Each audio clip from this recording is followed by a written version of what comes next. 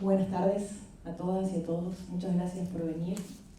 El Coliseo de Poesía de la Biblioteca Nacional, como ustedes saben, nace con el objetivo de generar un espacio que aborde distintos temas del quehacer poético y se propone como un foro de sensibilidad para un tiempo en el que consideramos preciso recuperar el valor de la palabra. Creemos que es indispensable propiciar un encuentro para el pensamiento crítico, la lectura y la difusión de las poéticas locales e internacionales también, y que es importante que participen de este espacio diferentes familias de la poesía nacional. Les cuento brevemente que durante la pandemia hicimos una colección de videos de lecturas en donde pueden encontrar diferentes voces de la poesía nacional. Los invito al canal de YouTube, a verlos en la página de la Biblioteca Nacional, en su canal de YouTube.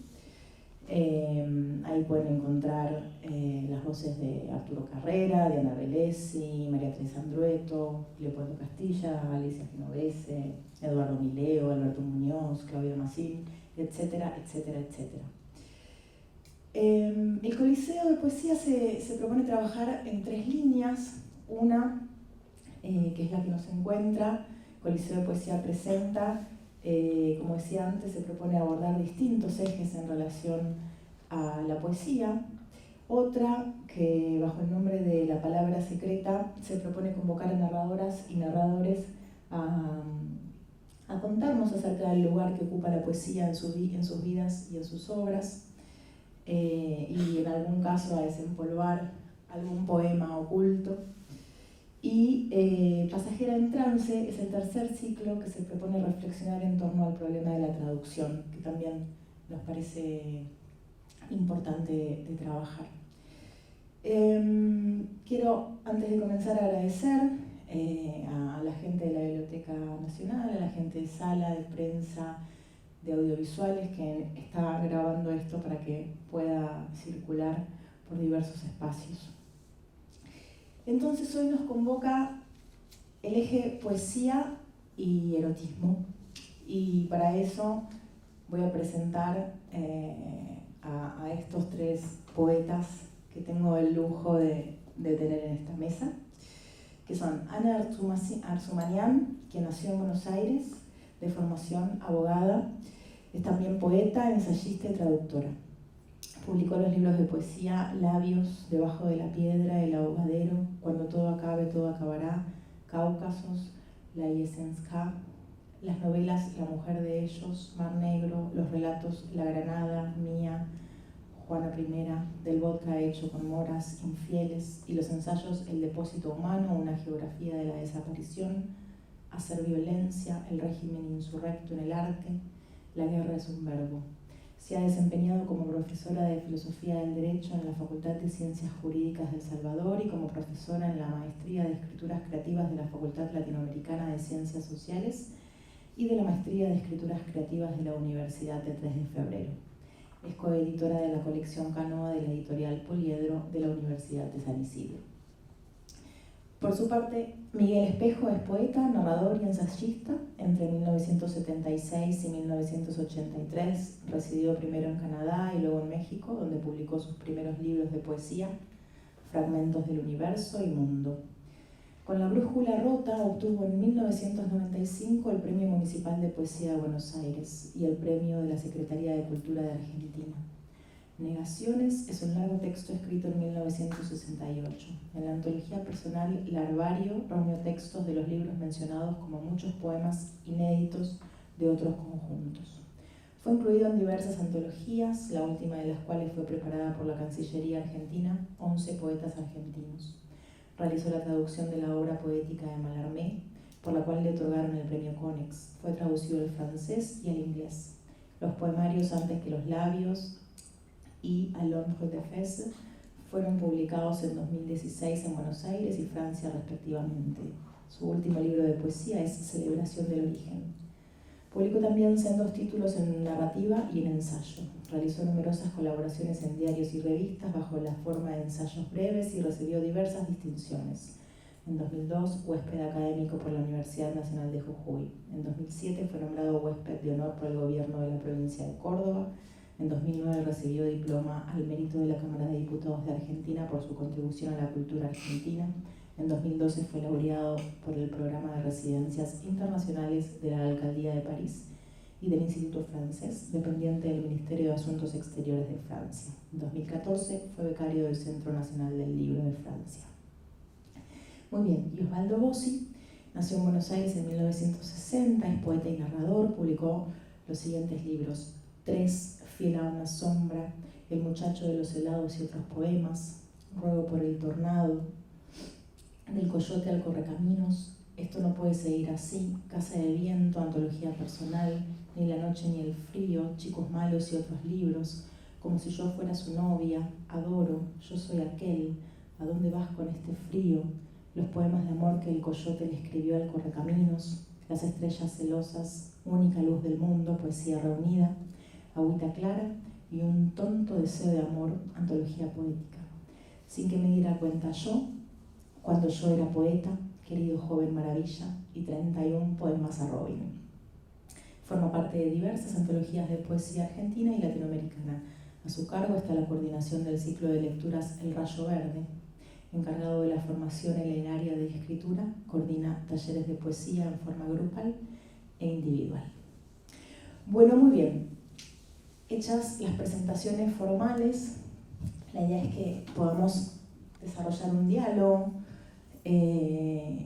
y me parecía interesante partir de la categoría de la creación, ¿no? Para hablar de erotismo justamente, preguntándonos si acaso toda creación no es erótica en sí misma, por supuesto de qué hablamos cuando hablamos de erotismo, cómo se conjugan lo erótico y lo poético. Para empezar, Miguel, ¿querés comenzar? Sí, con todo gusto. Perdón.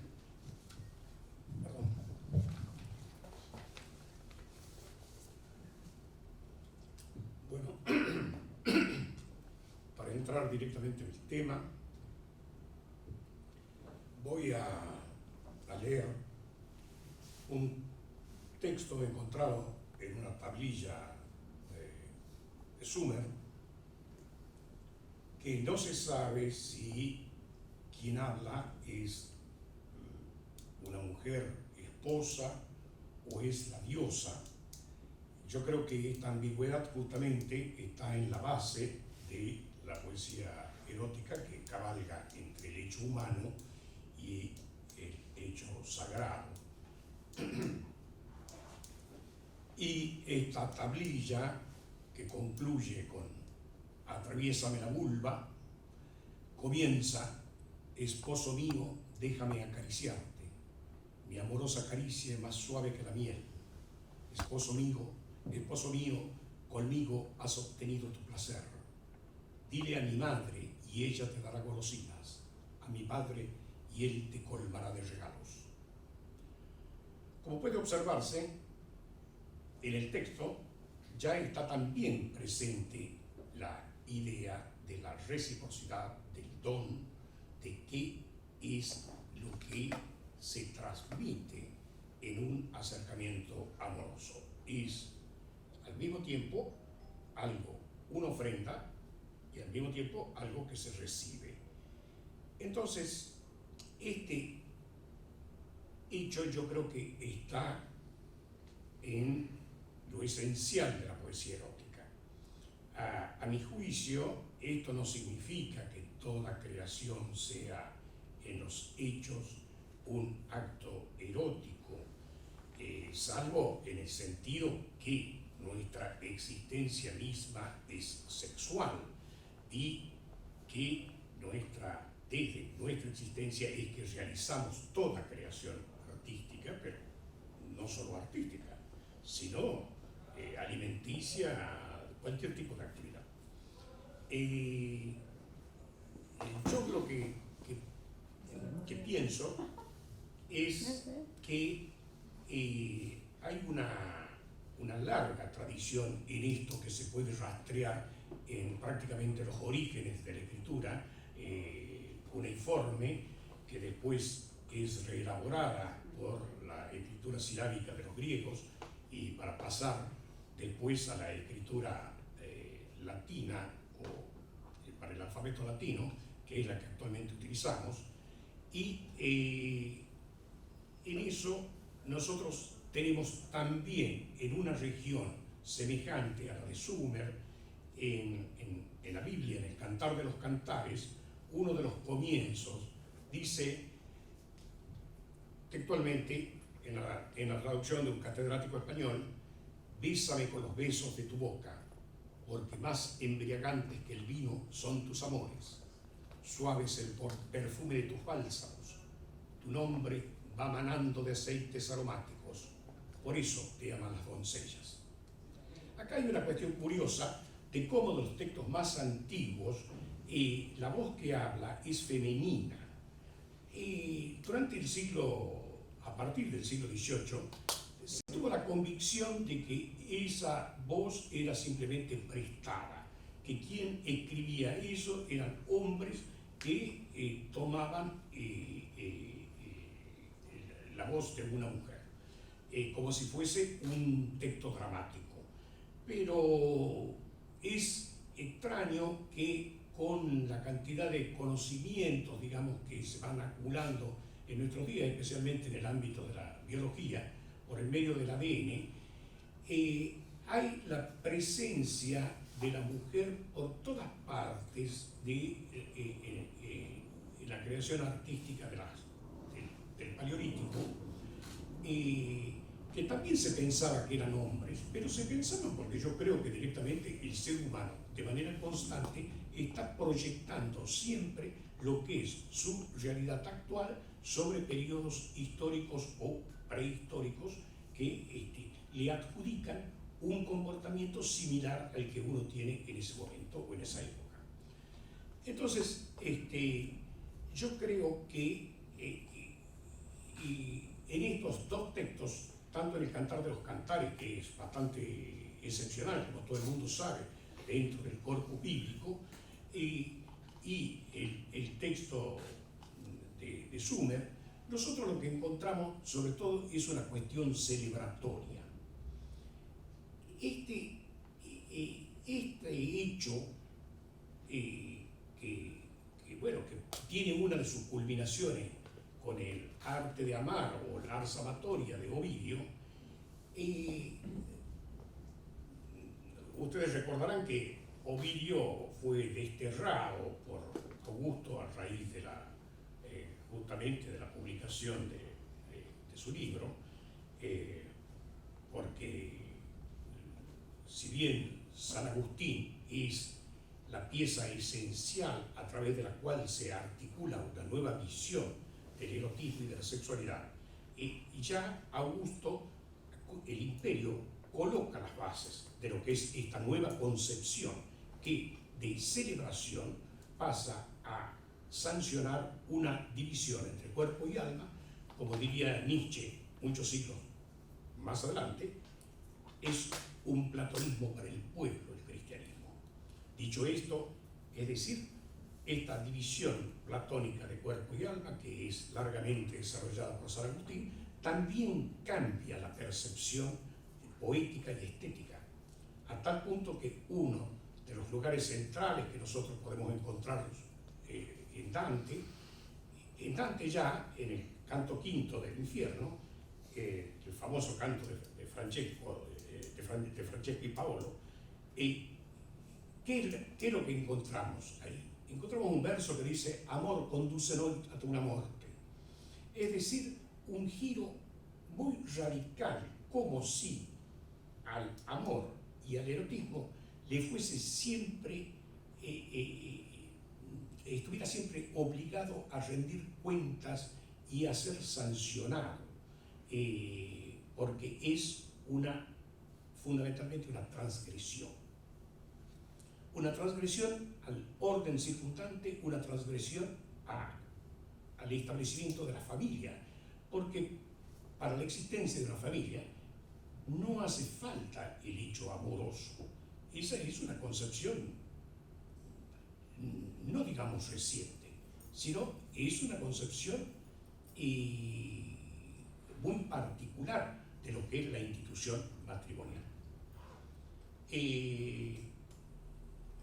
Sin embargo, al mismo tiempo, nosotros encontramos que con este giro que se produce en Dante y a partir del Renacimiento,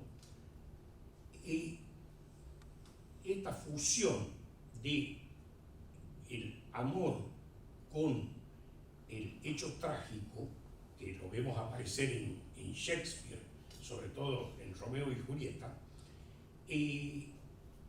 va preparando el camino para algo bastante más difícil de determinar, que es un horizonte de libertad, que aparece en primer lugar con el romanticismo, donde por primera vez la emoción es en sí misma un valor.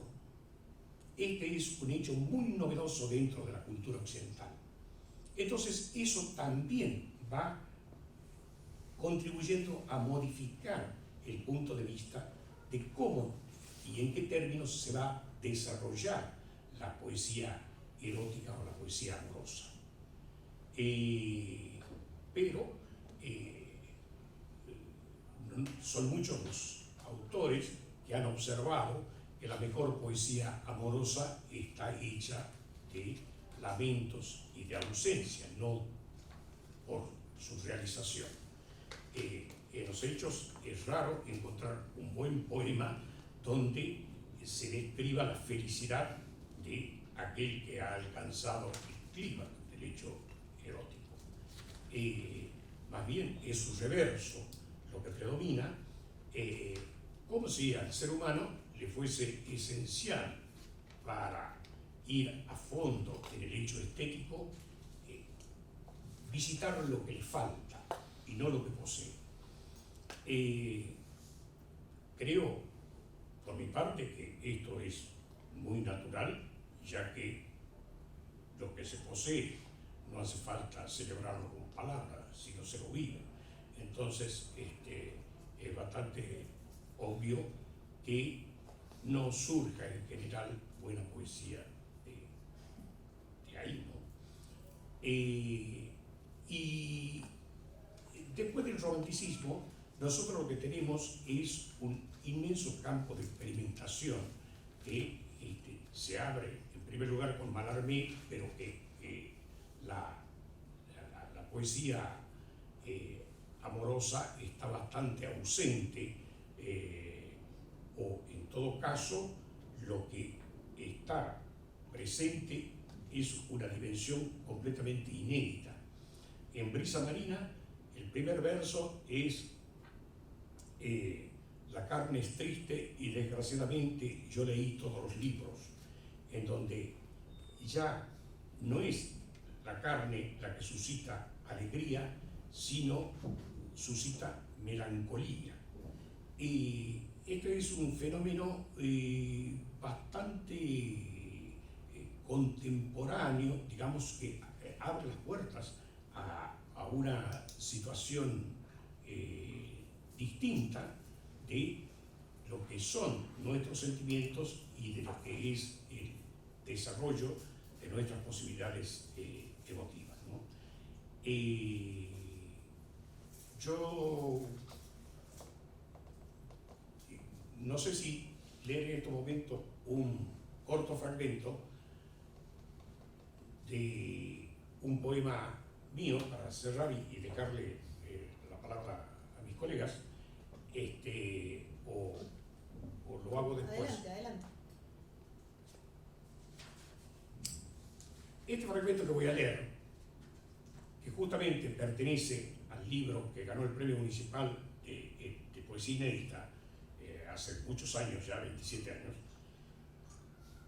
el libro se llama La Brújula Rota y el poema se llama Seme. Este poema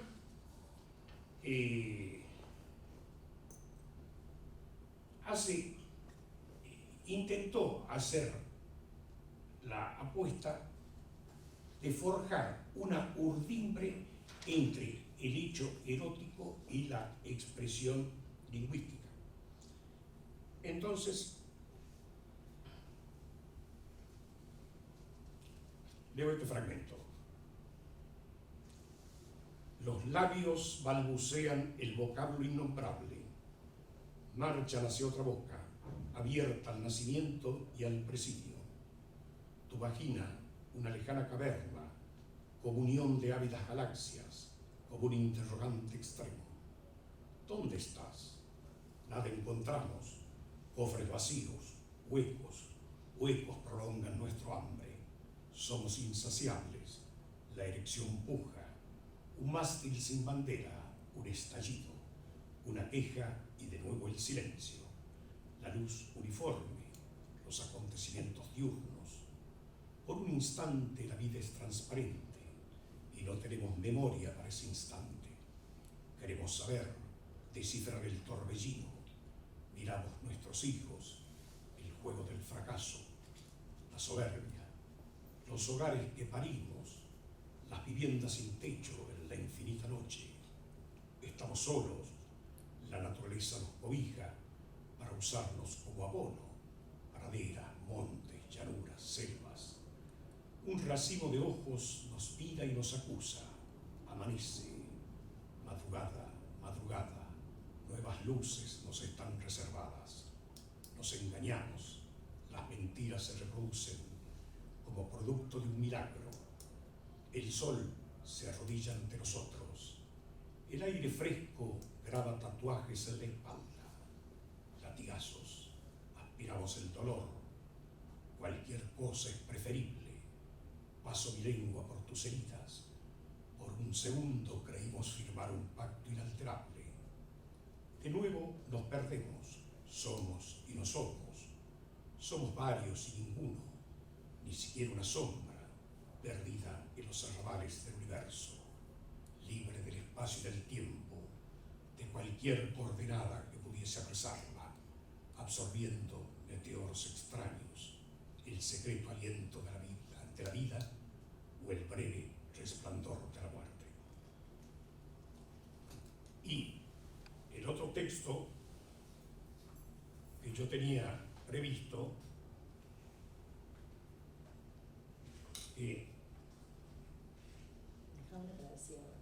bueno, perfecto. Entonces, sí. ¿Te parece? Sí, me parece perfecto. Así que, bien. Usted manda. Volviendo a... Bueno, me interesa este recorrido que hace Miguel como un pequeño recorrido por la tradición, ¿no? Que era una de las propuestas que, pensando en la tradición literaria del erotismo, me gustaba la idea de que cada uno trajera algún texto que les resultara significativo en ese mapa fundacional en algún sentido, si quisieran compartirlo, pero antes de ir a ese texto que cada uno pueda responder esta idea de esta pregunta de qué hablamos cuando hablamos de erotismo, ¿no? Bueno, gracias Roxana por la invitación, gracias a todos ustedes aquí, un gusto saludarlos a todos, gracias a la biblioteca. Tomo el guante que dejó Miguel y me gusta pensar el erotismo más allá de lo amatorio, pensar el erotismo como contrapuesto a lo mortífero, a lo tanático, y en ese sentido lo tanático sería eso que llamamos el atropos, aquello que no se mueve, aquello de la inmovilidad, mientras que la metáfora, ese nombre que da el griego para la metáfora es la mudanza. ¿Ven? Un camión que dice metáfora es el camión de mudanza en Grecia, es decir, aquello que se mueve. Entonces, aquello que se mueve es lo erótico. En ese sentido, para mí el erotismo va, más allá de lo que se escriba. En la escritura, por el movimiento, por el mismo hecho de que existe y está la metáfora, la escritura es en sí erótica, no importa de qué se escriba. Y pienso también, no solo no importa de qué se escriba, diría hasta que no importa si se escribe, es decir, también Si hablamos de la literatura oral, también diría que es erótica, no importa a qué se refiera. Ya la utilización de la voz, que la voz es cuerpo, es poner en movimiento algo de mí hacia el otro. En ese sentido pienso, por ejemplo, hago una cosa, un paralelismo entre algo que parece no tocarse de ninguna manera, entre, por ejemplo, el imaginario de Santa Teresa y la Juliette de Sade. Imposible quizá encontrar el lazo común, y sin embargo la construcción de las moradas de Santa Teresa en relación a la imaginación, al ensalzamiento del objeto imaginado, y el caso de Juliette, también el ensalzamiento de ese objeto imaginado, hace que las dos confluyan en esa consideración de lo erótico. No importa si se refiera en un caso a Dios o si se refiera al hombre o a la cantidad de hombres. Entonces el erotismo para mí tiene ese campo tan abierto. En cuanto a la línea de la tradición, sí, es diversa en relación a lo femenino. Cuando pienso en el Cantar de los Cantares también pienso que siendo una mujer o siendo un hombre el que pueda haber escrito, ¿cuándo se refiere al hombre o cuándo se refiere a la mujer? ¿Es que se refiere al hombre o a la mujer o es también que se refiere a la palabra? Porque también a veces vemos muchos textos o muchos poemas que hablan de la mujer, así como también tenemos el caso de monumentos que escenifican a la justicia en algún caso o a otras instituciones, y son mujeres, es que se refieren a otra cosa, ¿no? Entonces cuando hablan de la mujer, en verdad se están refiriendo de la palabra o el verbo o la acción de escribir. Y en el caso de la mujer específicamente tiene distintos ángulos según las épocas. En algún tiempo fue más fácil escribir, en cuanto a la mujer, la poesía erótica sensible, sensitiva, sentimental. Es decir, si era sentimental, entonces, bueno, se consideraba ese erotismo.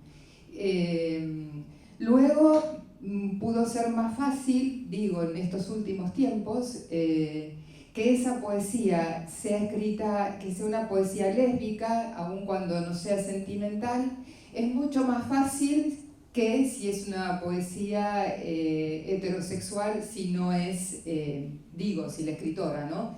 Y no tiene un sesgo sentimental, como si se escribiese desde la heterosexualidad y no se incluyera el sentimentalismo, la sentimentalidad o lo amoroso, no pudiera ser leído del todo, o por lo menos esa es la experiencia que tengo, ¿no? En algún libro, una de las mis primeras novelas, comenzaba en la primera página el personaje mujer pidiéndole al varón que dibujara su miembro, digo yo, porque esto cambió después, porque el editor me decía, y no podés escribir empezando que dibuje su miembro, es como pastoso. Si vas a escribir tenés que decir lo que tenés que decir, decir la palabra como tenga que ser. Esto era el año 2000, 1998, y entonces, bueno,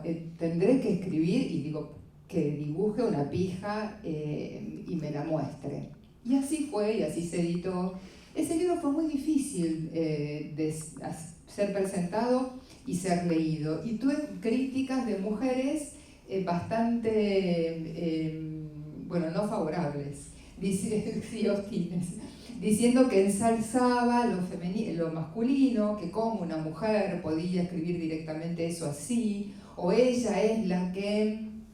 En alguna lectura decían, ella es la que en la primera página escribió mostrando la pija.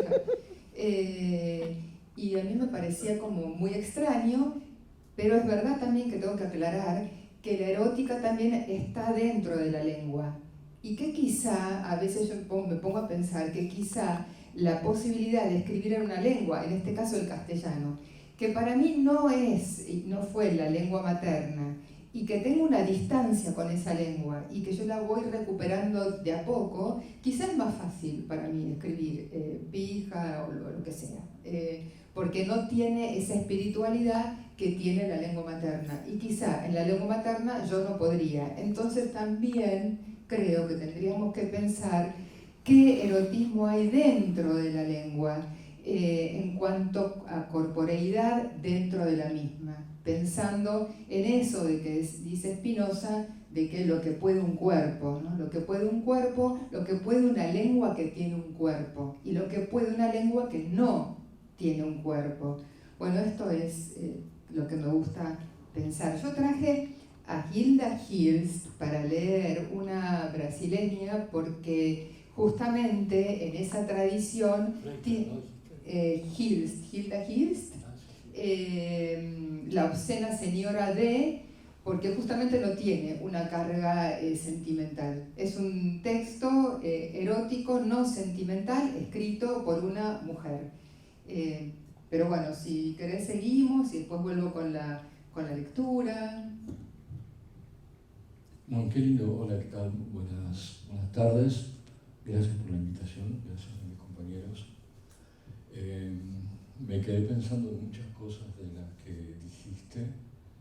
Me acordaba de Alfonsina Storni, por ejemplo, que sentía mucha culpa por sus primeros libros, porque justamente estaban atravesados por cierto romanticismo, cierta lírica amorosa. Creo que Delfina Muschietti las llama Las nacidas para amar, como una condena, y que no podían escribir sino solo eso. Aún así escribieron una espléndida poesía, y que de hecho la seguimos leyendo y nos sigue convocando por su originalidad y por su fuerza. Sin embargo, sintió culpa. Y entonces, como le pareció que quería ser una escritora también, aceptada por todos, empezó a desdeñar esa posibilidad sentimental. Es decir, se fue cercenando algo que era propio, una gran posibilidad. Y entonces empezó con la parte experimental de sus libros, que fueron Mascarilla y Trébol, que fueron, bueno, los que ustedes conocen, Mundo de Siete Pozos, libros extraordinarios, los antisonetos. Ya está el anti ahí puesto, ¿no? Antisonetos, bueno, anti lo que se espera de mí. Son poemas extraordinarios y es la última Alfonsina. Y yo hablándolo otra vez con una poeta mujer, ella me decía, qué suerte que vos puedas escribir poemas de amor, porque nosotras no podemos. Es decir, no podemos escribir poemas de amor porque somos mal vistas, porque estamos supuestamente destinadas a escribir poemas de amor. Entonces, ¿qué clase de libertad es esa? Si yo no puedo elegir usar o no la palabra pija, cargarla de emotividad o no.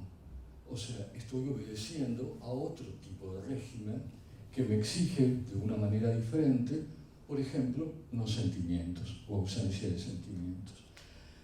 Me gustaría pensar ese erotismo más allá de esas clasificaciones. Por ahora se me acordé de Alfonsina, a la que adoro. De hecho, tiene un poema, yo sé muchos poemas de memoria de Alfonsina. Es más, como no soy mujer, puedo sentirme una poetisa sin ningún tipo de problema, sin culpa. Y si tuviera que elegir, elegiría ser poetisa.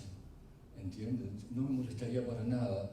Si en algún momento se usó eso de una manera discriminatoria, ahora podemos tomar esa palabra, apropiarnos de esa palabra y sentir toda la fuerza y el poder que tiene en sí mismo ser poetisa.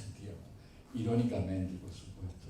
Me acuerdo de un poema que decía, Señor, Señor, vieron que hay muchos juegos en la poesía de Alfonsina. Señor, Señor, hace ya tiempo un día soñé un amor como no pudiera soñarlo nadie, un amor que fuera toda la poesía. Y pasaba el otoño y no venía, y pasaba también la primavera, y el invierno llegaba con su espera. Señor, mi espalda está desnuda, hace estallar allí con mano ruda el látigo que sangra a los perversos. Está la tarde ya sobre mi vida, y esta pasión ardiente y desmedida la he perdido, Señor, haciendo versos. Entonces me parecía muy interesante esa idea de que está muy lindo escribir poesía, todo el eros que hay en la poesía, toda esa traslación de un cuerpo a otro que se produce en la poesía, pero un poquitito para mí también estaría bueno, ¿no? Me pareció esa crítica, esta idea también de que la literatura no es todo. O me acuerdo de otra poeta, insisto, soy gran lector y vengo de esas poetas porque por alguna razón me siento cercano. Juana de Ibarburu tiene un poema muy lindo que se llama La Hora, ¿lo recuerdan? Es decir, ella es un gran tópico de la poesía amorosa, ¿no? Decirle al otro que se ponga en bolas y hagamos algo. Entonces el poeta empieza a chamullar, ¿no? Eso es muy típico de la poesía, ¿no? Tu cuerpo perecerá, esta noche pasará, pongámonos en bolas, digamos, ¿no? La idea de que toda poesía amorosa encarna tres instancias: el precoito, el momento anterior al coito, el anhelo del coito con toda su imaginería, el coito mismo, que es un momento celebratorio y que lo hay dentro de la poesía, por suerte nos acordamos de ese momento celebratorio también, y el momento de la separación, el poscoito, ¿no? Que es uno de los más difíciles, porque ¿qué decir? Si hay amor, hay algo para decir, si no, no sabemos bien pedir un taxi o como vivimos. Pero son tres instancias que abarcan la poesía amorosa. El poema precioso de Juana de Ibarburu, por algo las mujeres se hicieron cargo del erotismo de una manera tan directa, porque era lo más prohibido también para ellas y para sus cuerpos, ¿no? De todas maneras, las mujeres se apropian, bueno, agarrate Catalina, digamos. Y entonces dice Juana de Ibarburu, el poema se llama La Hora. Es un poema en el que también le pide al amado que la tome, ¿no? Dice: tómame ahora, que aún es temprano y que tengo llenas de dalias las manos. Tómame ahora, que aún es sombría esta taciturna cabellera mía, hoy y no mañana, antes que anochezca y se vuelva mustia la corola fresca. ¿No ves que en la enredadera crecerá el ciprés? Buenísimo, ¿no? Si el tipo o quien fuera no se animó, ya está. Pero para eso escribimos poesía finalmente. Tal vez para que nos amen un poco. Y si alguien se tambalea o se marea un poco con el elixir de la poesía, tengamos suerte de producir ese mareo. ¿Qué mareo me da el azúcar del deseo?, dice Ana Cristina César. Y yo me acordaba de un cuento muy lindo, de Sandro Penna, un poeta italiano muy admirado por Pasolini, donde el erotismo, el amor ocupó un lugar central. De hecho, se lo acusó de haber escrito nada más que poesía amorosa. Pero él decía: las otras cosas me aburren, las otras cosas son todas pías. Y a él le interesaba finalmente hablar sobre eso. Digo, por eso, qué pena si las mujeres no pueden escribir poemas de amor, salvo que sean lesbianas, una tristeza. A eso me refiero, ¿no? Porque se están limitando un campo del lenguaje y de la expresión enorme. Y el cuento de Sandro Penna es un hombre que se está muriendo, que cree que se está muriendo y va a la barbería. Muy coqueto, va a la barbería, se hace cortar el pelo y ahí ve un muchachito, así sencillo, pero él ve cifrado en ese muchacho toda la belleza, ¿no? Toda la juventud, toda la belleza. Pero él está con fiebre, está afiebrado, ¿no? Entonces está ahí, después le da unas monedas y todo lo que pasa en ese lugar le parece extraordinario. Al otro día finalmente no se muere y vuelve a pasar por la barbería esa, por la peluquería, y vuelve a encontrarse con ese muchacho. Yo copié el final del cuento. Dice: pero esa noche la fiebre desapareció, se ardió un poco de sus temores, se llamó tonto y más, pero volviendo a pasar al día siguiente por delante de la peluquería y volviendo a ver a aquel muchachito como a tantos otros, elemental y sucio, comprendió que la fiebre, pese a todo, puede ser útil a la poesía. Ahí está, un poco de fiebre. ¿De qué otra forma escribir si no es con un poco de fiebre? Amar también, ¿no? Si no es... Por eso creo que hay una relación tan misteriosa entre la escritura de poemas y la experiencia amorosa, porque en ambas la fiebre o la embriaguez, como diría María Zambrano, algo que nos saca un poco de la realidad, de la chatura de la realidad, y nos coloca en una dimensión en la que podemos ver todos los matices, todas las posibilidades, todas las metáforas, es decir, todo empieza a relacionarse con todo rima con todo, gracias a esta pequeña fiebre que podemos llamar erotismo, tanto en la escritura como en la experiencia amorosa. Piensen ustedes, uno va a un bar y el bar es horrible, la música que están pasando es espantosa, el café que nos sirven es un asco, hace frío, el mozo nos atiende mal, y de golpe entra la persona que despierta todos nuestros deseos, todas nuestras inquietudes, y todo se transforma. Es un efecto metonímico. El bar no era tan feo, el café, si bien pensado, es delicioso, la música es encantadora y nunca lo voy a olvidar, porque justo sonaba cuando entrabas vos, es decir, el mundo que era opaco y plano, de golpe se llena de relieves y se vuelve asombroso y maravilloso. Y me parece que esos dos efectos lo producen. La experiencia amorosa que nos saca de nosotros y es una búsqueda del otro, y no hay otro más misterioso que Dios, más inalcanzable que Dios, y ese salirse de sí hace que el mundo se vuelva prodigioso inmediatamente. Por eso la ausencia de amor es terrible. No tanto el amante que no entiende nada, ni por qué lo aman ni por qué lo dejan de amar. La verdadera experiencia es la experiencia de amar, del amante, y la experiencia de la poesía se da en dos lugares, en la escritura y en la lectura, que es otra forma de escribir, que también es una experiencia erótica, que también se completa con la presencia del otro. En ambos casos. No son experiencias solitarias en un sentido estricto, pero sí es una búsqueda de otra edad, es una búsqueda con el diálogo con otro. Bueno, no casualmente, Sandro Penna era un poeta homosexual en la Italia posterior al fascismo, pero él creía en un ideal de amor en ese sentido.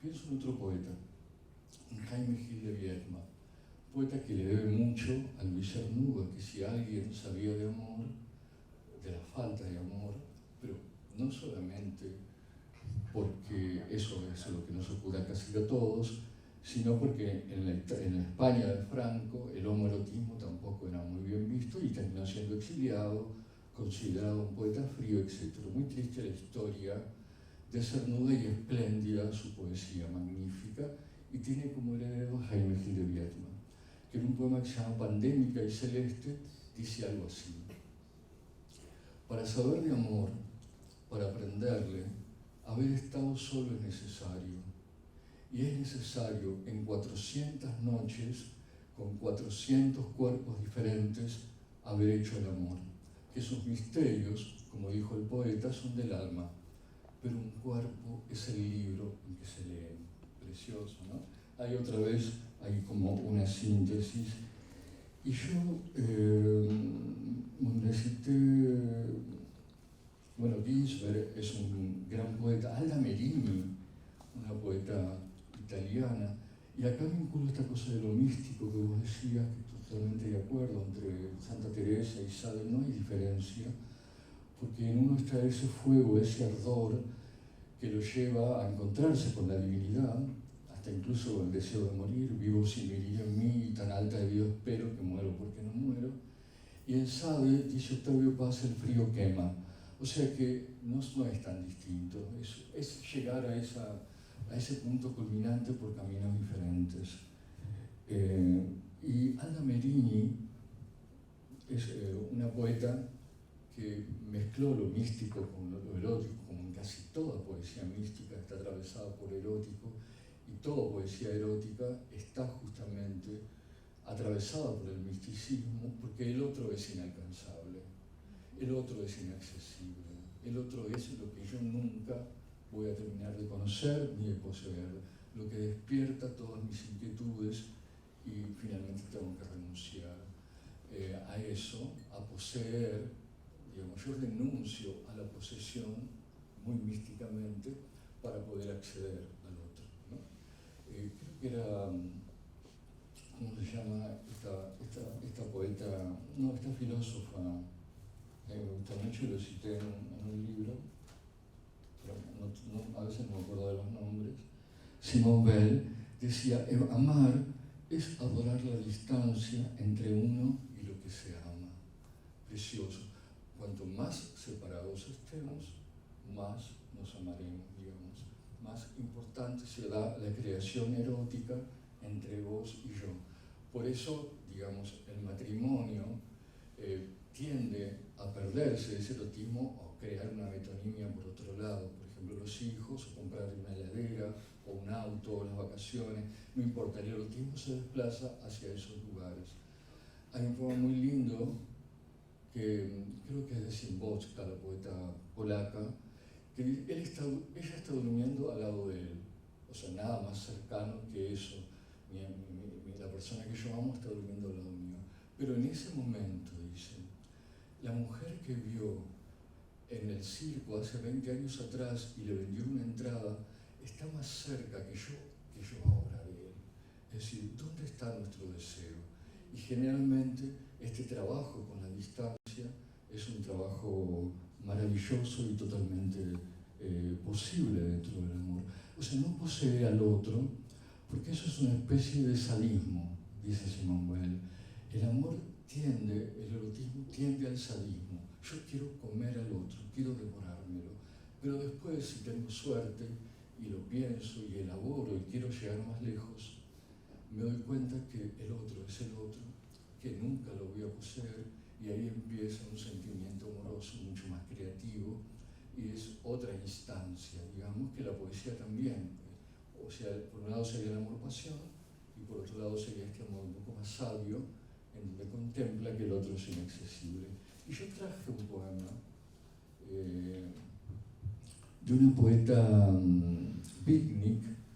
Vieron que conocemos por lo general a los poetas beatnik como Allen Ginsberg, como a Corso, etc., que justamente lo que hicieron fue romper ciertos lineamientos y llevaron la vida inmediata, la vida cotidiana, a la poesía. Decía Ginsberg, ¿por qué no hablar de las cosas que hablo con mis amigos en un poema? Por ejemplo, que anoche estuve con fulano y la pasé tan bien. ¿Por qué no contar eso dentro de un poema? Porque no era un gran tema, ¿ok? No era el gran tema literario. Entonces empezaron a traer esa mugre a la poesía y renovaron la poesía del siglo XX. Como las mujeres renovaron la poesía del siglo XX, trayendo a la poesía temas que no eran altos o literarios, ¿no? Como una maternidad, pienso en ese escándalo que fue Silvia Plath, o en tantas otras cosas, ¿no? Toda esa mugre que no pertenecía a la alta poesía de los varones heterosexuales, sino algo que las escrituras y las experiencias disidentes traían a la poesía para, de alguna manera, poder poetizar también otra parte del mundo, ¿no? Que hubiera otras versiones del amor y del eros. Y yo traje este fragmento de Diane de Prima, que escribió unos textos preciosos sobre la revolución, muy comprometida con su época, y es un texto muy erótico, y lo voy a compartir. Y cercano también, porque fue para desmitificar esta idea. A mí me encantaría también que los varones heterosexuales pudieran escribir poemas de amor, porque deben estar aterrorizados, porque no saben desde qué lugar hacerlo ahora. Lo hacemos, Digo, lo hacemos. Después de Neruda, ¿Escribimos poemas de amor de los heterosexuales? supongo que sí. Sí, te digo, por eso. Yo son los que menos veo. Ah, bueno, pero estamos. Y leo bastante. Estamos. Sí, seguramente lo estamos. Te digo. De hecho, la poeta Adrienne Rich escribe sus 20 poemas de amor, de alguna manera cuestionando los 20 poemas de amor de Neruda por estar instalado en un lugar que, con con el paso del tiempo suena un poquito anacrónico y desfigurando la presencia de la mujer dentro de los poemas. Entonces dialogan entre ellos y es muy interesante ese diálogo. Dice, después de un rato, Luke se despertó y le di un poco de café sin decirle nada, sin saber dónde estaba o si quería hablar, y lo tomó mirándome por sobre la taza mientras yo leía sentada, o pretendía leer, hasta que oí su ronco casi suplicante, venía acá.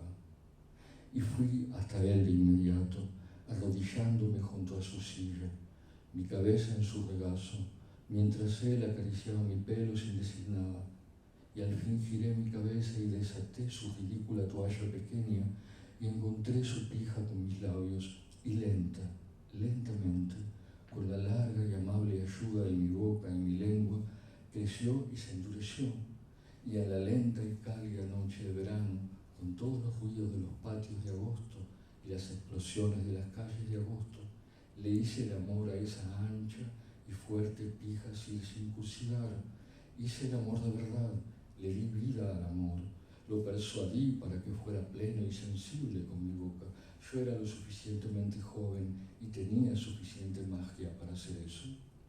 Enamorada, hice el amor y el amor floreció como una aureola alrededor nuestro y mi boca se movió lentamente, sin parar y sin cansarse, resbalando y zambulléndose en ese ancho y grueso miembro hasta que empezó a sacudirse y a presionar mi paladar como un salvaje pájaro impaciente por ser libre, y me moví más y más rápido, y un gran suspiro que era el mismo aliento de la vida salió de Luke, y yo bebí su semilla, tragué con placer su amarga semilla de cristal a grandes tragos, como para que nos quedáramos juntos al final, y para siempre, y para que ningún cambio, nada ni nadie pudiera separarnos otra vez. Yo tenía las manos en su delgada cintura cuando acabó y pude sentir su espalda arquearse, la electricidad en su carne, mi cabeza apretada por sus largos muslos fuertes de pelos dorados. Podía escuchar su sangre, o la mía, explotando en mis orejas, y supe que esta semilla que tragaba era el sacramento, la sagrada e infinita esencia que movía las estrellas. ¿Cómo llegó hasta ahí? Increíble. O sea, de un hecho aparentemente trivial o repetitivo, si pensamos en la pornografía, llega a lo sagrado, ¿entiendes? Por vía de la poesía y por medio del lenguaje. O sea, nada, me parece que esta transmutación es posible solamente a través de la poesía. Tomando un poco este texto que acabas de compartir, me interesaba también pensar en si acaso es posible distinguir lo erótico de lo pornográfico, de lo obsceno, ¿no? Bueno, hay un montón de cosas de las que fueron diciendo que me gustaría retomar. También la relación, digamos, fuerte, la intromisión fuerte de la idea de la muerte en relación a lo erótico que fue apareciendo antes, pero vamos por partes. La pregunta sería esta: ¿se puede distinguir lo erótico de lo obsceno de lo pornográfico? Bueno, mis textos en general cruzan ese borde erótico-pornográfico, están en ese límite y son textos que trabajan esa parte, lo erótico-pornográfico y la aniquilación, los genocidios, la muerte. Y me da mucho placer estar acá porque después de tanto tiempo es la primera vez que tengo una lectura solo enfocada en lo erótico, porque en general hasta ahora siempre todas mis lecturas, todas mis intervenciones fueron enfocadas desde el lado de los genocidios, la aniquilación, la muerte, y toda esa parte quedaba como en una sombra, salvo en un caso que fue el libro del vodka hecho con moras, y es muy significativo también porque ese libro sí fue comentado, y quizá porque el personaje, o no sé, la voz que habla ahí es un varón. En ese libro la voz es del varón que asume todo su erotismo y ese límite con lo pornográfico, y también está la muerte y fue muy bien recibido, mientras que todos los otros solo enfocaban en la muerte. Justamente esa es una de las preguntas que te quería hacer, Ana. ¿Cómo entra lo erótico en los contextos en los que trabajas en tus obras, ¿no? Sobre todo en contextos de genocidio, de aniquilación, como acabas de mencionar? ¿Cómo en tu obra vos articulas el erotismo dentro de ese marco? Para mí fue una pregunta también y estuve buscando el por qué. Encontré alguna respuesta también en la pintura, por ejemplo en el caso de Marlene Dumas, la afro-norteamericana Kate, ya me acordaré el nombre bien, que trabaja toda la escena del mundo afro-norteamerro, pero a través de la sumisión, a través de la humillación. Y el caso, bueno, bastante poco conocido, que es el caso de las revistas pornográficas que circularon en Israel en los años 60, que son las Stalags, que fueron tomadas por el gobierno israelí y prohibidas, que tenían en las ilustraciones todo tipo de escenas de índole nazi, ¿no? Era la mujer nazi o el varón nazi que latigaba o le daba látigos al varón o a la mujer, etc. Y que los varones judío-israelíes la compraban, la leían y la hacían circular. Hay una película, un documental del año 2017 que toma este hecho y ahí cuentan los varones que era singular, que esa gente se excitaba, esos varones se excitaban viendo esas escenas de esas mujeres nazis, que eran escenas pornográficas. Entonces, para mí era un problema, es decir, ¿qué pasaba ahí? Creo que tiene que ver con el cuerpo otra vez. Un cuerpo que no está, en el caso de estas aniquilaciones, de estos exterminios, no está, o un cuerpo fragmentado, el modo que el escritor sobreviviente o el sobreviviente tiene relación con los fragmentos, solamente con los fragmentos, o solamente con lo desaparecido, y como no está desaparecido, como está desaparecido, la única pulsión que queda es exhibir, o sea, hay que mostrar algo que no está, y si se muestra como lo pornográfico para la cámara, para que todos vean bien que está ahí.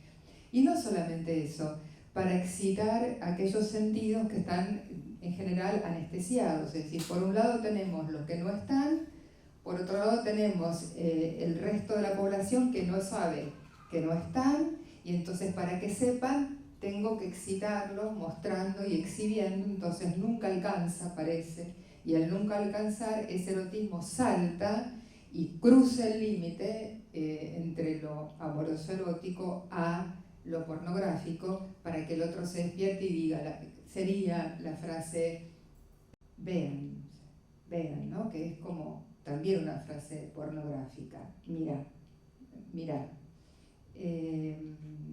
Bueno, es problemático que eso suceda así.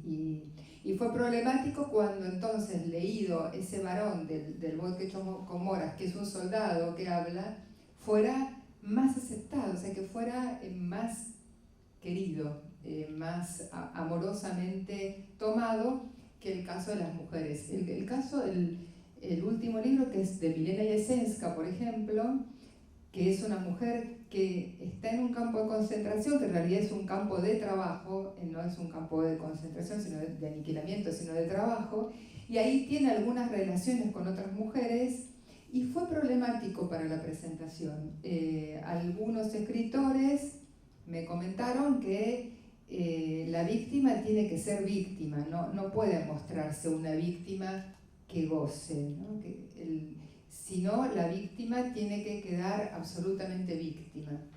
Y tuve que hacer un merodeo alrededor de eso, volver a definir también para mí qué es una víctima, por qué se quiere que una víctima esté invisibilizada en su deseo, en su erotismo, en su cuerpo, en verdad, ¿no?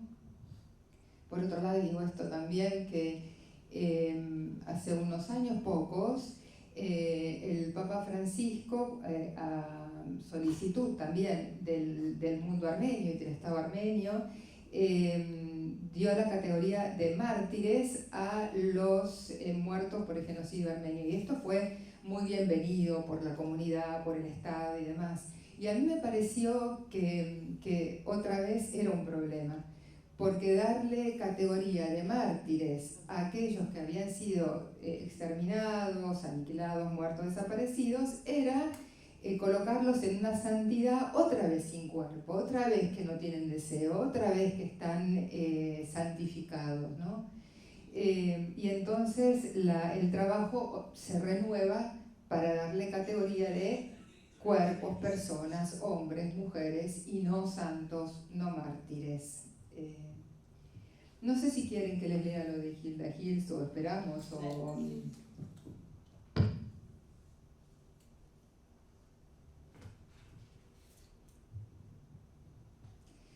¿Hay un lugar para la carne en tu corazón, Señor? Hay unas venas hondas y gemidos con el sonido del Ehud, ¿sabes cómo es la palabra intelecto en ruso? Es la M prolongada.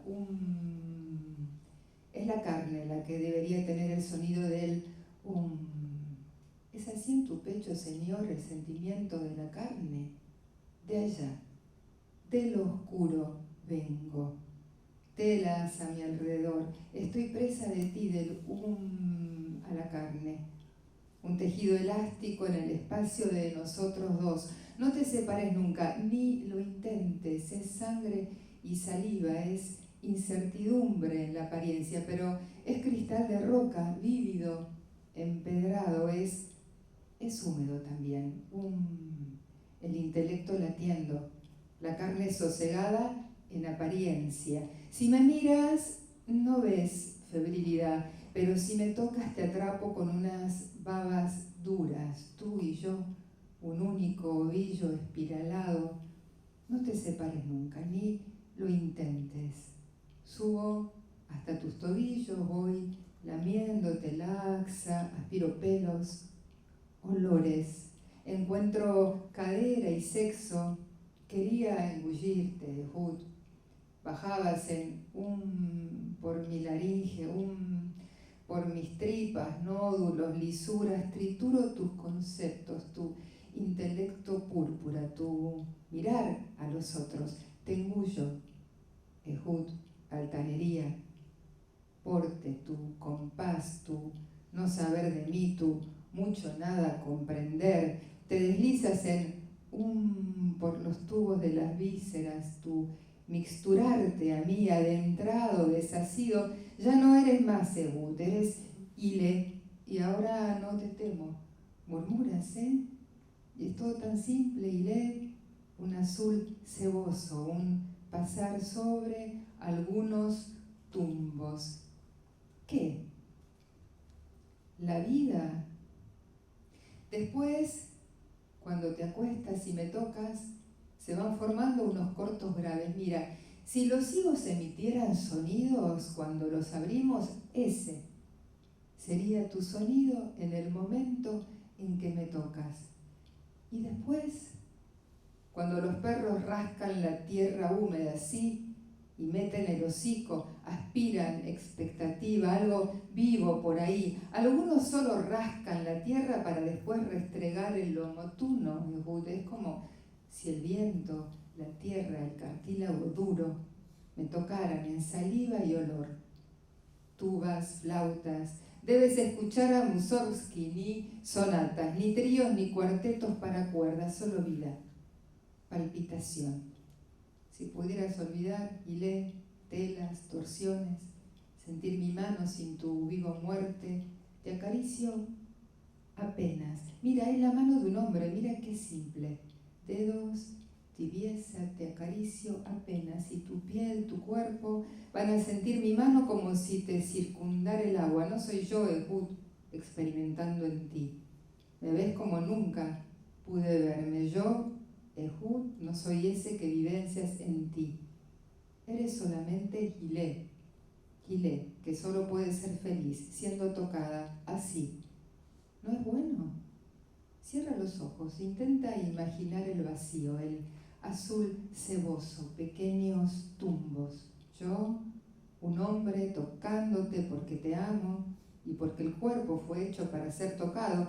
Tócame también sin esa crispación, la carne es linda. No metas al otro en esto, no me mires así. Al otro nadie lo conoce, Gilé. Él no te ve, no te oye, nunca supo de ti. Soy yo, Ehud, soplo y ternura, sí. Claro que también avidez y sombra muchas veces, pero es nada más que un hombre que te toca y cogemos. Es eso, señora D. Mierda, es solamente eso.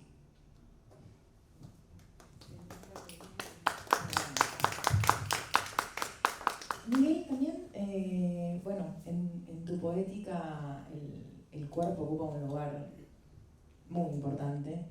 Y te quería preguntar, ¿cómo se configura una lírica del cuerpo? ¿Qué rol ocupa la muerte en esa constitución? La obscenidad, el erotismo, por supuesto, lo pornográfico. ¿Cómo pensás en tu poética la presencia de esos elementos?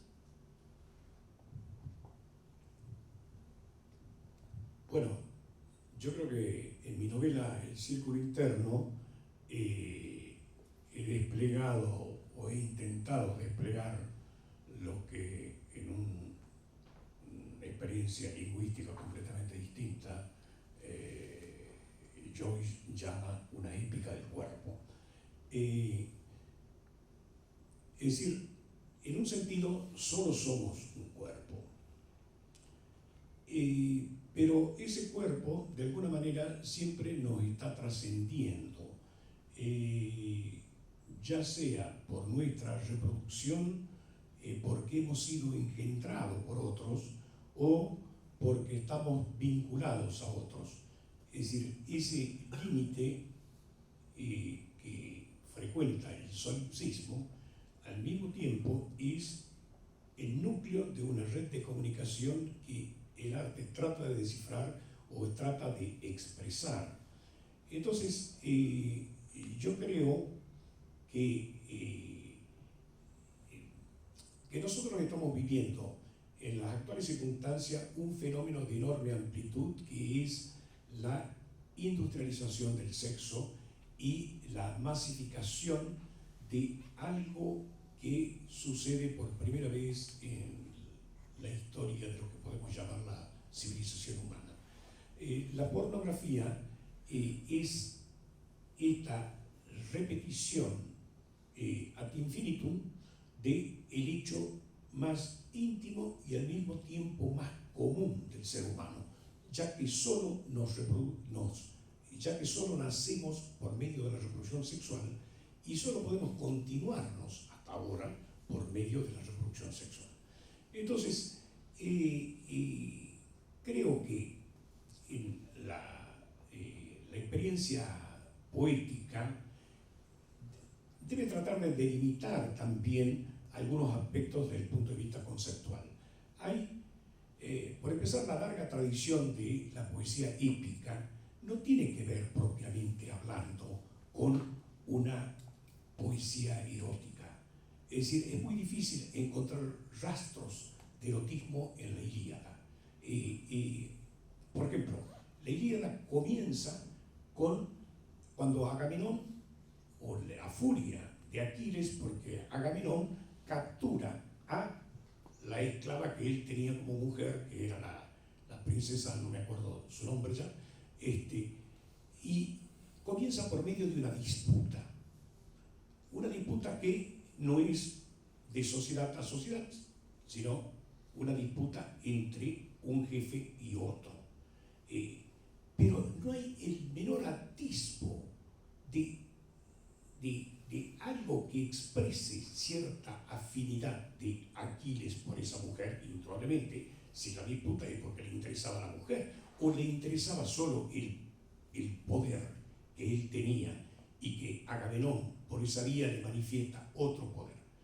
Porque en el fondo, por ejemplo, Shakespeare, que recorrió todo el espectro de nuestra condición, no casualmente considerado uno de los autores centrales de cualquier época, trata siempre la cuestión del poder y de un modo complementario o distinto la cuestión erótica y amorosa. Si bien son coincidentes, porque en el ser humano todo termina confluyendo, pero creo que para cuestiones conceptuales es preferible tratar de distinguir, porque si no, nosotros es como cuando Lautréamont formula su tesis de la poesía debe ser hecha por todos, no por uno. Eso sí puede sonar como una consigna a la cual adhirieron algunos de los surrealistas, pero que en los hechos es impracticable y no ha significado nada, salvo como decir todo el mundo es poético.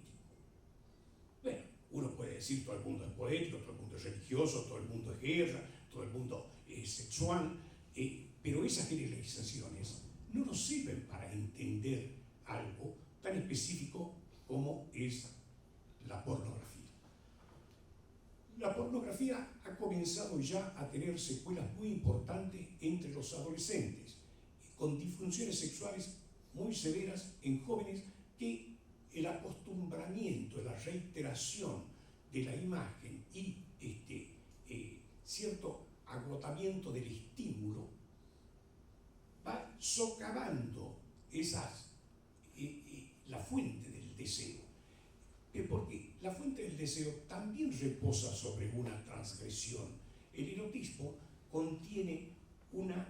lleva implícita una transgresión que es como un imán. Aquellos que tenemos muchos años sabemos que lo que significaba en nuestra adolescencia ver el cuerpo desnudo o semidesnudo de una mujer. Si uno desde los 6 años tiene ahí, bajo su mirada, una reproducción continua del acto sexual, evidentemente que no va a significar lo mismo. Hay ya una distorsión enorme de lo que puede ser ese hecho. Entonces, creo que si la poesía todavía significa algo, creo que lo resume muy bien René Char, cuando dice: el poeta es la parte del hombre refractaria a los proyectos calculados, porque nosotros vivimos también en una incertidumbre y en una indeterminación.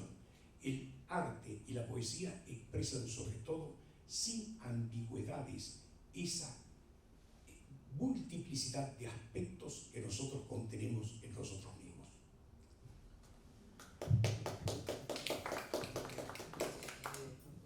Bueno, para ir cerrando y antes de pasar a una lectura final, se habló mucho de la idea de la libertad y eso también me dirigía de alguna manera a la idea de censura, ¿no?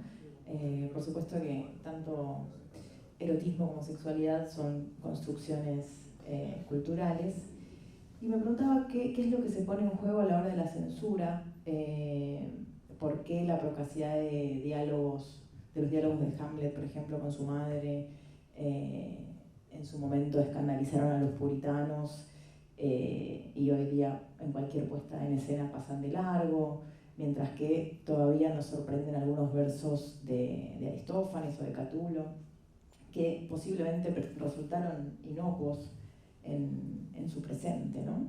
Por un lado, pensar eso, cómo opera históricamente la censura, y en su contrapartida pensar si una poética del erotismo conduce de algún modo, como creo que de alguna manera se fue sugiriendo quizás, a una poética de la libertad, ¿no? Y que incluso desde el revisionismo de género que hoy día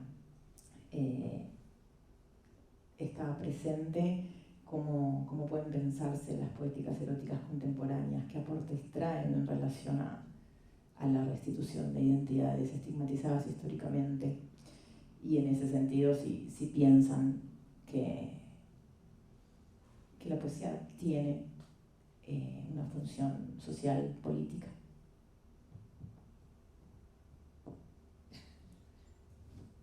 Ya que...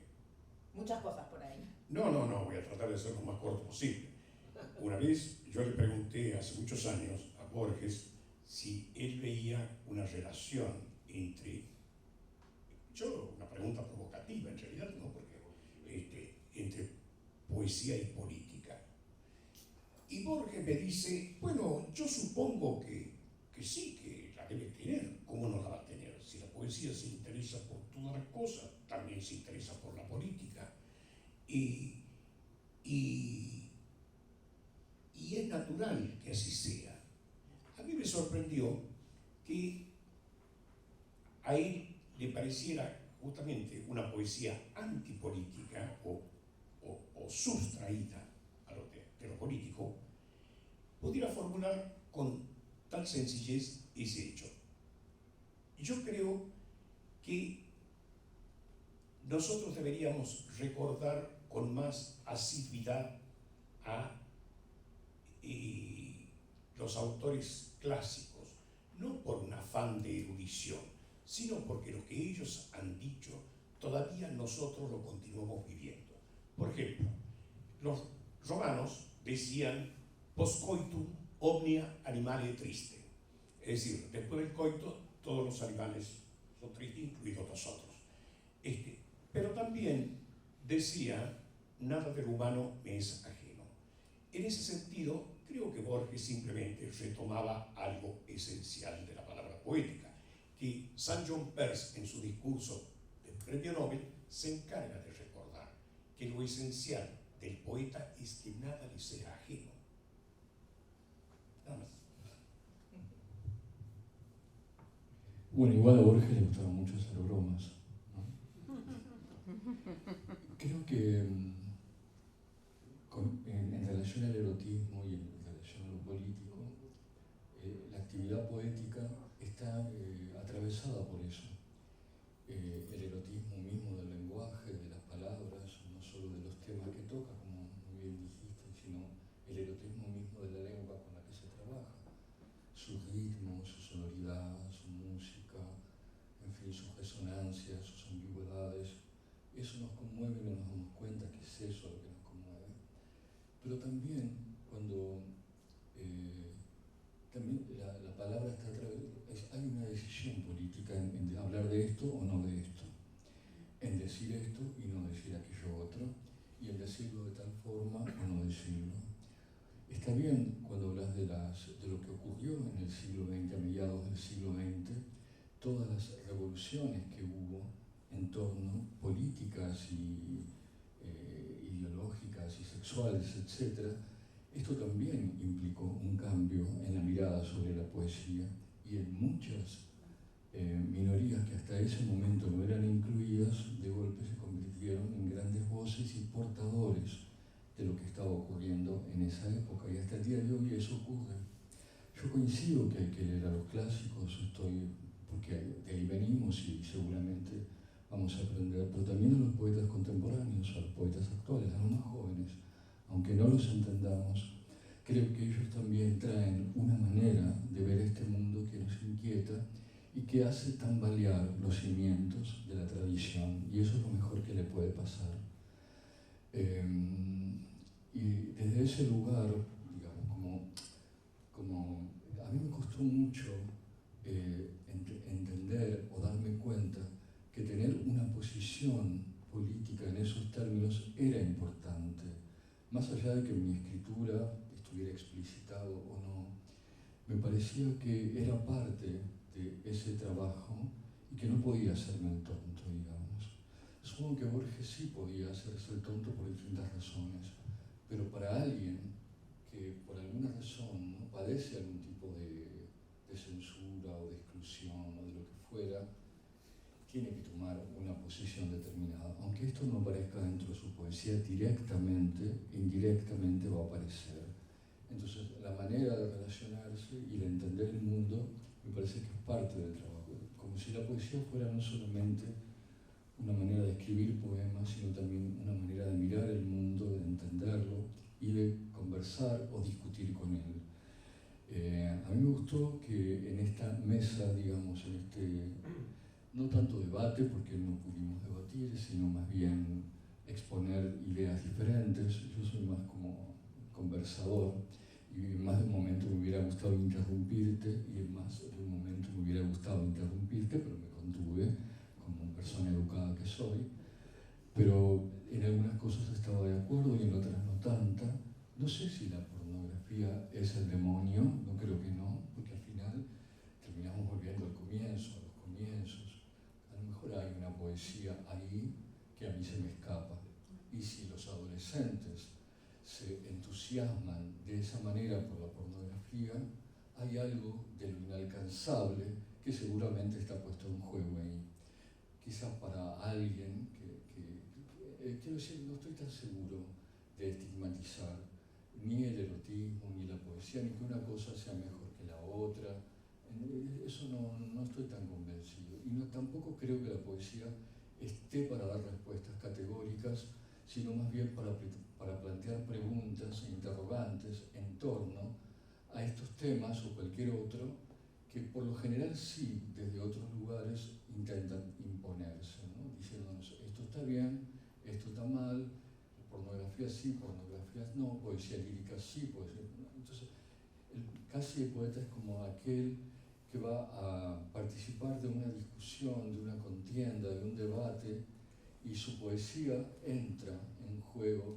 Yo creo que ustedes habrán percibido, yo lo percibí, tres miradas, a veces más cercanas o más lejanas, completamente distintas, y a mí eso me pareció bueno, que por lo menos hubiera lugar a esas expresiones distintas, desde los poetas que se citaron hasta las maneras, y que esa discusión en torno a esto para mí es lo más enriquecedor, más allá de que cada uno se lleve su propia respuesta, pero por lo menos escuchamos posturas totalmente antagónicas.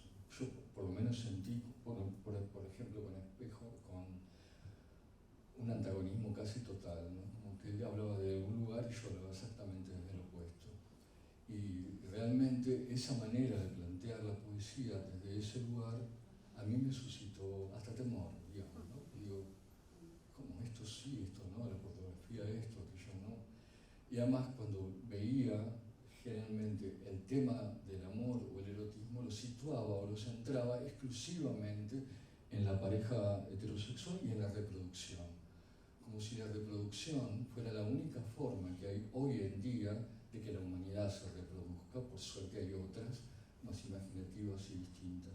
Quiero decir, la reproducción es una cosa que, bueno, que cada uno decida desde ese lugar. Pero vos te vas a llevar el premio Nobel de Biología. ¿Por qué? Porque si hay actualmente una manera no sexual de reproducirse, por medio de la genética, todavía se siguen utilizando, que yo sepa, ovarios y bueno, espermatozoides. Bueno, así que, pero no necesariamente, si vos decís que, pero no necesariamente a través de la experiencia que sexual. no hay que no se puede prescindir pero no de del esa coito, distinción. pero no del coito, no necesario el coito. Ya lo sé. Bueno, In vitro hace muchos años que... vos hablaste de la reproducción sexual, eso fue lo que dijiste. Sexual. Bueno, Y eso es a través del coito, ¿no? pero... Y eso es el coito entre un hombre y una No mujer. necesariamente, no necesariamente. Yo hablé de reproducción sexual en el sentido de que se necesita un código genético masculino y otro que tenga los cromosomas femeninos, nada más.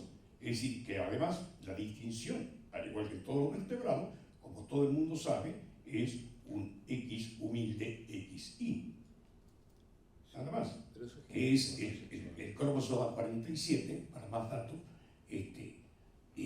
Bueno, hasta ahora es así, sí. Si en el futuro la ciencia logra una reproducción de otro modo, no lo sé. Ahora, esos cromosomas surgen del hecho sexual del ser humano, de que somos seres sexuales. Esto de su biología, no de su sexualidad. La sexualidad es otra cosa. No, el hombre puede hacer cualquier cosa, como decía el viejo refrán, puede hacer de su culo un candelero. Eso no está en discusión. ¿Qué es lo que el ser humano puede hacer con esa sexualidad? No está en discusión. Lo que yo intenté expresar, cuál es el modo en que la poesía habla del erotismo, tratando de resumir una vieja tradición, nada más. Perfecto. De todos modos, lo que habría que recuperar es el concepto de erotismo en lo que están estudiando. ¿Sí? El concepto de erotismo, vida-muerte, vida que se reinicia, pensada a partir de filósofos y pensadores como Bataille, como Franco, psicólogos, porque decíamos una postura más freudiana, una postura más lacaniana. No pasa solamente porque la poesía reproduzca o no un término, o porque la juventud tenga o no una actitud más explícita con respecto a la sexualidad, sino que es el erotismo, que definimos, cuando estamos hablando de erotismo, que definimos como erotismo. Y Para sobre no quedarnos todo, blanco y negro, y que bueno, a mí me sorprendió la poesía Semen, por ejemplo, porque yo acostumbrada a la nueva poesía, incluso a cosas que yo empecé a escribir en el 2004, sumándome a otras propuestas, de una poesía más explícita, una literatura más explícita, esperaba otra cosa, ¿no? Una cosa como que, bueno, que el fluido iba a saltar por la ventana. Y sin embargo escribe algo tan anecdótico de lo que es el desarrollo del amor, de la vida de los hijos, que digamos que me lleva por otro camino. Y lo que él decía de la Ilíada, si uno tiene en cuenta el concepto de erotismo, en el acto creador habría una especie de eros y de líbido, por lo cual seguramente ese escritor de Homero sí tuvo un planteo de erotismo diferente, a ver, no sé cómo decirlo, de que esa mujer sea o no objeto de estudio, como fue la estatua de Pelea, o fue la estatua de Palas Atenea, u otros personajes de la literatura entre pueblos que se enfrentaban con una figura femenina. Me parece que yo creo lo que todavía no estamos rodando bien es el concepto de erotismo. ¿A qué nos referimos?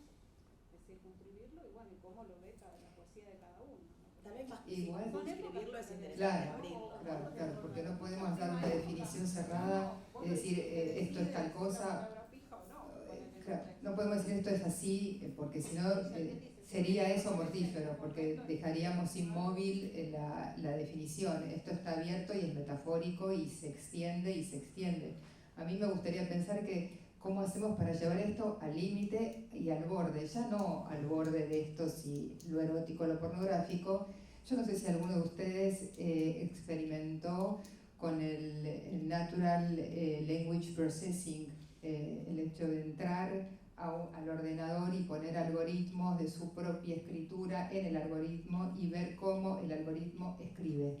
Yo los invito a que lo hagan, porque yo lo hice y es, no sé qué decirles, y es absolutamente sorprendente, es espeluznante, no sé qué decirles, porque ahí uno descubre eso que la escritura uno creía que tiene toda la pasión y que tiene su propio cuerpo y que tiene todo su propio inconsciente. Sin embargo, hay una lógica en la escritura, propia de la escritura, que puede descifrarse según el algoritmo, y el algoritmo escribe como uno, con los silencios de uno. Parece que el algoritmo le robara el cuerpo a uno. Entonces tomo esto. La revolución sí es tecnológica, podemos reproducirnos de manera tecnológica, o sea, con una técnica, no hace falta ese encuentro sexual. También, esto llevado al límite, podemos escribir sin nosotros. Entonces, creo que tenemos que ir hasta ahí, ese es el borde, porque eso está sucediendo, mientras estamos discutiendo esto, está sucediendo. Qué lindo lo que decís, porque es casi lo que decía Rimbaud, que el que escribe es otro. Totalmente. Entonces hay alguien ahí que está escribiendo, sea la máquina o no, que nos trasciende. A mí me gustó mucho cuando dijiste eso del dolor, y salir de eso en lugar de víctima, me pareció muy inteligente, porque y y un verdadero cambio también del paradigma. Y me acordaba de un poema de Watanabe, no sé si ustedes lo recuerdan, se llama La mantis religiosa, en donde la mantis, en el momento de la cópula, mete su lengua, su larga lengua, adentro el saltamontes, sería el otro, el macho, y con un ácido va consumiendo todo su cuerpo hasta vaciarlo por completo. Y en ese momento, en ese instante, llega a la cópula, al máximo del orgasmo y muere. Entonces, eso es lo que nos cuenta Watanabe en el poema, diciendo, bueno, esto es lo que ocurre, lo que las enciclopedias no agregan es qué dice el macho en el momento de la muerte. Y dice Watanabe, lo más probable es que haya sido una palabra de agradecimiento. Es decir, esa instancia, esa pequeña muerte, a la que a veces podemos sobrevivir y bien y a veces no tanto, que es la cópula, es realmente un acontecimiento en sí mismo y por fuera de la reproducción, por suerte, y también como un hecho de transgresión, ¿no? De salirnos de nosotros y finalmente alcanzar una experiencia sagrada o como ustedes quieren llamarla. Así que, bueno, eso. Me acordaba también de Ida Villarini, una poeta que generalmente es leída desde el lugar de la víctima. A mí no me gusta leerla así. Yo creo que hay mucho humor e ironía en Ida Villarini. Recuerdan, ¿no? Una poeta que siempre habla desde el lugar de ya no, está extrañando a alguien que nunca está, o que no llega, o que el amor no se produce. Una suerte de padecimiento continuo. ¿Podemos no arriesgar que hay goce ahí también, en ese lugar? Por ejemplo, hay un poema en el que ella está tirada en la cama, como siempre, digamos, yo estoy tomando un whisky, diciendo ya no, etc. Y de pronto se hace de noche y dice, y me levanté y me puse mi mejor vestido y fui a cenar, porque hay que cenar, ¿no es cierto? Y entonces hace ese chiste en medio del poema y después vuelve y sigue sufriendo. ¿A ustedes les parece que alguien que pone esa imagen dentro del poema es todo padecer?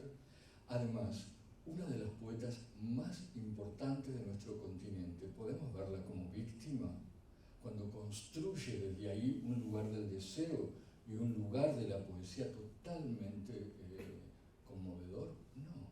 Entonces, no victimicemos ni a Alfonsina Storni, ni a Aida Vilariño, ni a ninguna de las mujeres que pusieron en circulación su deseo, porque esa fue una forma de apropiación y de afirmación, aún desde el lugar negativo. ¿Entienden? Y esa afirmación me parece que es sumamente importante, sobre todo hacia ciertas miradas de poder que venían de alguna manera determinando lo que debía escribir una mujer y lo que era poesía.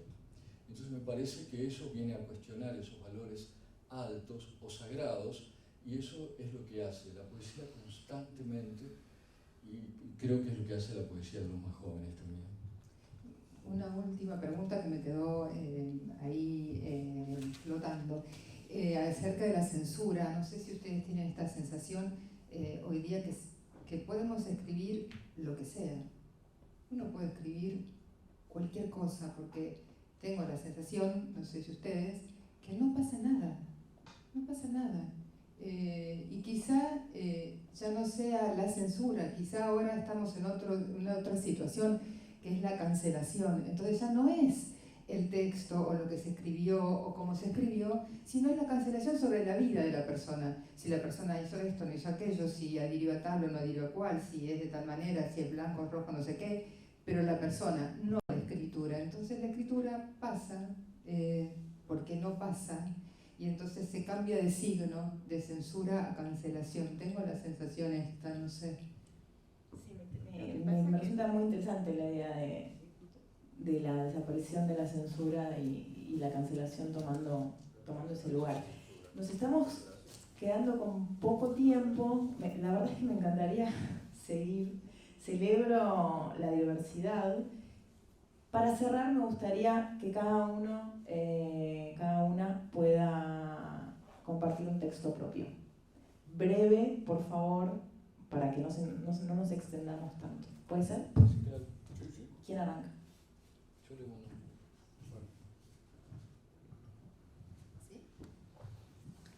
¿Paso? Sí, sí. Bueno.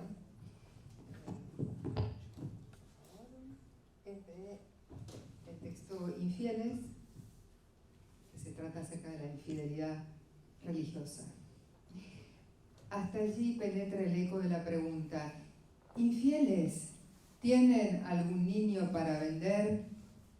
Cuando la abuela escucha la pregunta, piensa en el soldado romano que traspasó el cuerpo de Jesús. Piensa en las piernas quebradas, en los brazos quebrados, piensa, en Longino y en la mirada al muerto y en la lanza.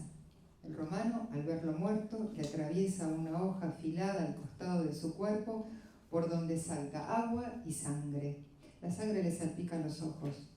¿Tienen algún niño para vender? Y ella ofreciendo las lanzas y la sangre que salpica los ojos, y yo hacia abajo buscando el sable en el lugar donde se está acostado.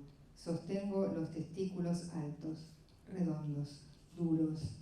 Avanzo con un dedo hacia atrás. Él no se resiste. Sigo lamiendo.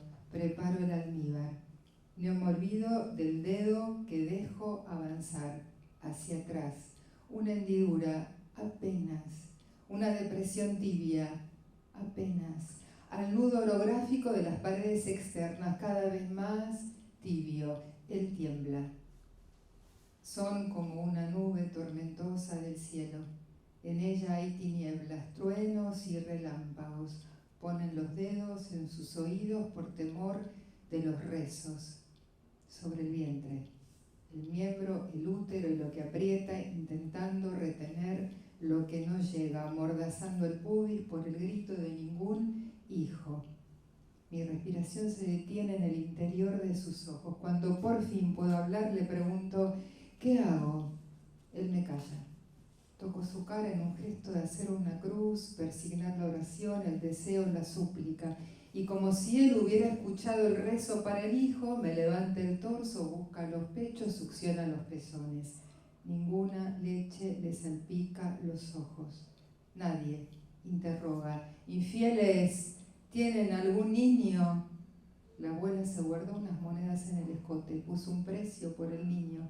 Luego el dilema fue cómo ocultar el dinero. Una medida justa ajustándose a mí. Le pregunto si los hombres también sienten medidas. Sí, me responde, cuando se ajusta. Pienso en la aguja, el hilo. Pienso que me cosería hasta ajustarlo, frotando su medida, acoplar. Para cazar usaban instrumentos de piedra tallados con diversas formas como puntas que acoplaban a sus venablos o lanzas. Acomodar una pieza o un elemento de manera que se ajusten perfectamente, haciendo que parte de uno entre en otro. Incorporar. En transitivo, el acoplamiento de la marea cuando la cara de un objeto astronómico apunta siempre a otra cosa. La luna con la tierra. El objeto acoplado, al rotar sobre su eje, demora lo mismo que para concretar la traslación en torno al otro, de manera que siempre se observa la misma cara, como la luna vista desde la tierra. Al aparearse, los animales se acoplan. En todos los frutos puso dos parejas, hace que la noche cubra el día. Abro las piernas. Él adentro saliendo afuera, busca mis pechos con su cara, frota su cara en mis pezones como recién nacido, como si no supiera succionar todavía, como si buscara ciego eso que le recuerda un alimento antiguo, lo buscara por el ritmo de un latido.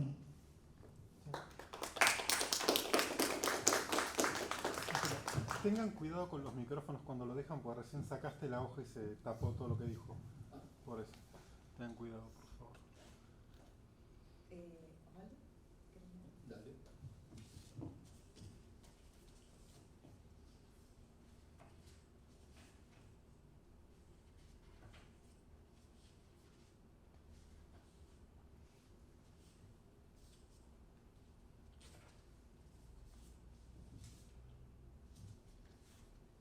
Bueno, de un librito que acaba de salir, que se llama 31 poemas a Robin. Voy a leer un poema. que habla es Batman. Yo no quiero casarme, Robin. No me interesa el churrasquito a punto a las 9 en punto. Pero si quisieras casarte con una chica o con un chico, yo seguiría estando aquí. Te regalaría una linda camisa que haga juego con tus ojos y brindaría a la salud de los novios. Cualquier cosa que elijas contará siempre con mi aprobación. Y si se viene la noche, como ahora, la noche liberal, peor que la noche oscura de San Juan de la Cruz, aquí estaré, compartiendo el pan y los fideos con manteca, saltando los molinetes de Constitución, escuchando una cumbia de los Palmeras suavecita hasta espantar a la malaria, juntos aunque no estemos juntos. ¿No es eso el amor? Hacer el bien sin mirar a quién.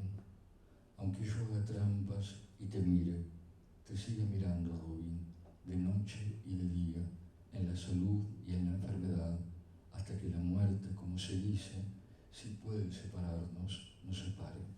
Muchas gracias.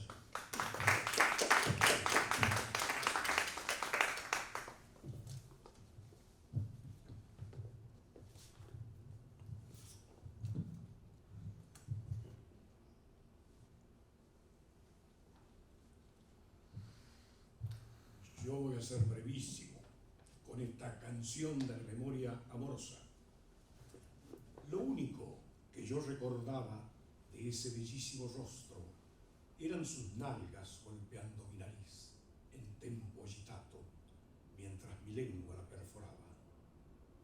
Ahora veo mi trayectoria, el desplazamiento por caminos ignotos, por vías lácteas y sueños imprecisos, y compruebo que solo quedan jirones, fragmentos inapresables, vivencias que solo mi cuerpo podría desmentir. De esa mujer esculpida por Cellini, retengo su ansiedad por alcanzar el fin y sus otros rasgos diluidos en la imposible comprobación de lo que uno en verdad ha vivido y con quién. Gracias. Bueno, ojalá esta mesa continúe, ojalá continuara, ojalá continúe. Muchas gracias a todas y a todos por venir. Gracias a todos.